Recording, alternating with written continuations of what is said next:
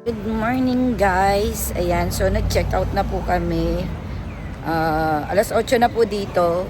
So, di pa kami nagbe-breakfast at kami tatambay muna dito sa 7-Eleven malapit sa hotel.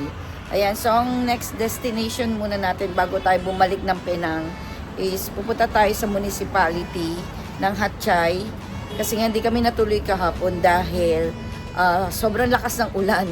Ayun, kaya along the ano lang kami, parang city proper lang talaga kami umikot buong hapon hanggang gabi.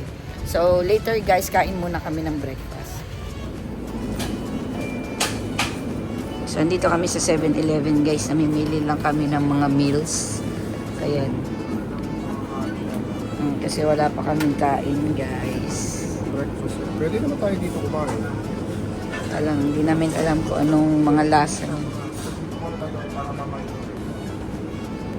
So ito yan guys, kaya bakit famous ang mga 7-Eleven dito? Kasi maraming choices. Ayan. Yung parang mga sausages. Ayan. Sa Pilipinas kasi wala tayong mga ganitong food. Limited lang. Ayan. Papainitin lang yan guys. Tapos pwede nang kainin. So mga on the go meal. Itong mga nandito sa 7-Eleven ng Hatchay. Kaya bakit isa rin to sa mga pinupuntahan nila. Ayan, mga ano na to. Burger. May choices guys.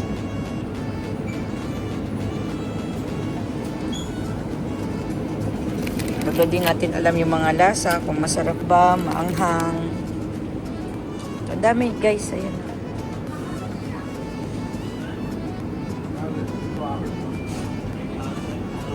Burrito. Mura ba? Yes, some are cheap compared to Malaysian food. Kasi mas mataas kasi ang value ng currency ng Malaysia dito. Kaya affordable naman yung mga pagkain nila. Fried chicken. Sige. Ayan daw. Rice. Ayan. So, ito na lang daw. So, 39. Mga worth 39 pesos ba?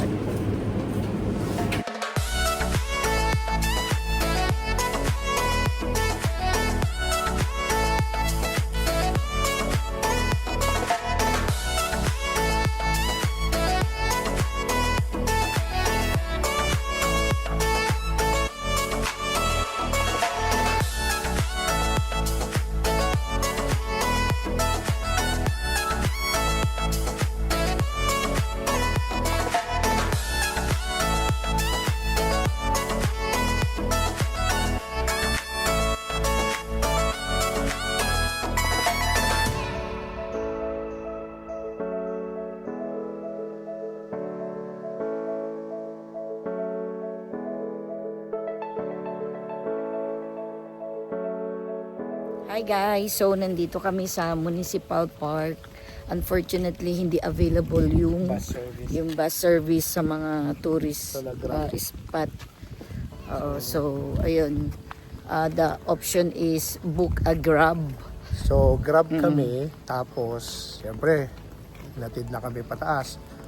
Siyempre, makukontrata na outside the Grab transaction. Oo. So, sabi ko, magkano? So, sa Big Buddha lang kami. So, for 1 hour, so outside na to bayad na namin yung pag-akyat dito. So, for 1 hour, tapos ihatid pa kami sa hotel, pabalik, 200 ba? Okay So, na. 100 each na kami. Okay na. Pero kung gusto namin maikot pa yung ibang places dito, dadagdag siya ng Dadagdag per pa siya. 100 kada, halimbawa cable car, tapos other sightseeing dito. So, Per padag siya person pa ng yun. per person. Kasi nga, wala talagang bus. At saka feeling ko dahil kasi recently nag-holiday, Holiday, ganun. walang mga personnel. Good thing, maganda yung weather, guys. Di ba Ayan, yun? at hindi siya pwedeng lakarin. Parang plan sana namin lakarin na lang kung kaya. Hindi pala, Malayo. malayo siya, guys. Sobra. Mas maganda rin naman, sinuggest ng Grab driver. Sabi niya, nako, mahahatid kita Pero pagbaba, mahirap Oo, makakuha yung ng Grab. pagbaba, ang Kaya kami inano kinontrata. namin. Oo, kasi wala talaga available na. Oh, sige na, good deal na yun. Kasi once in a lifetime lang naman, di ba? If ever. So yun lang. Tara, ikutin na natin Ikutin to natin. guys. Okay.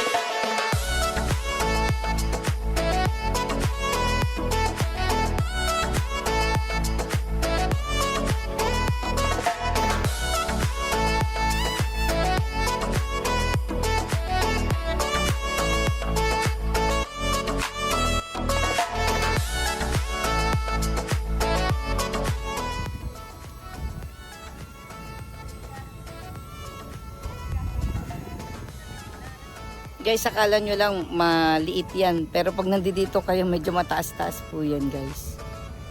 Ayan. Sa mga videos lang itsurang maliit. Pero malaki yan guys. Para din siya sa Kekloxi. Ayan. Mataas siya guys.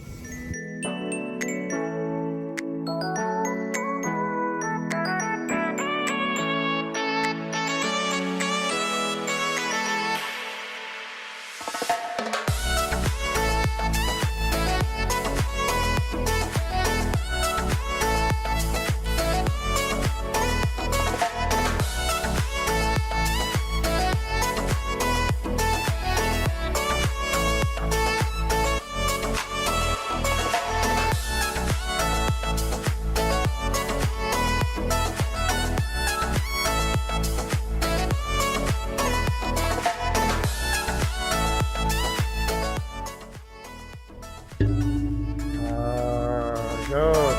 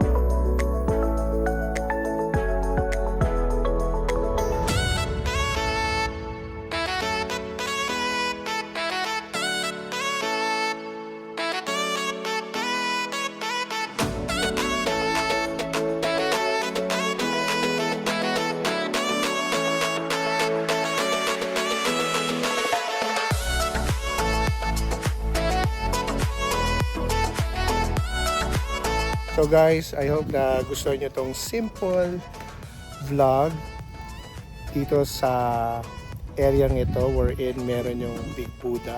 Sorry, it's so hard to pronounce kasi Thai yung ano niya. Municipal. Pero this is in Municipal Park. Pero usually they call it Big Buddha. So ayun siya. So if you hit like, please subscribe. And if you want to comment down below, please do so.